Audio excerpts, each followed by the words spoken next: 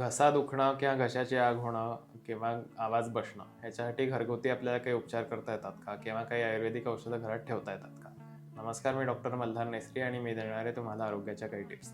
आता जनरली घसा दुखणं किंवा आवाज बसणं हे 2-3 कारणांनी घडत असतं.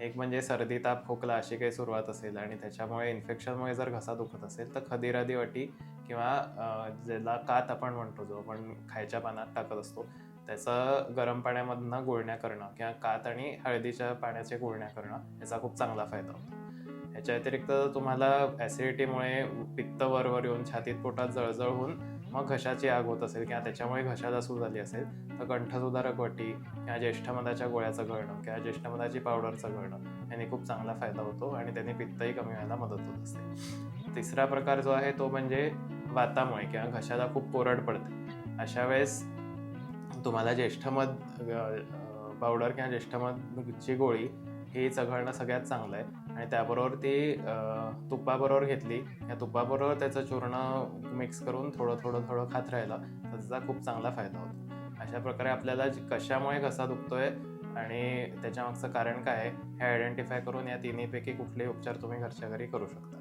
अशाच आरोग्याच्या टिप्ससाठी फॉलो करा मेधामृत आयुर्वेद.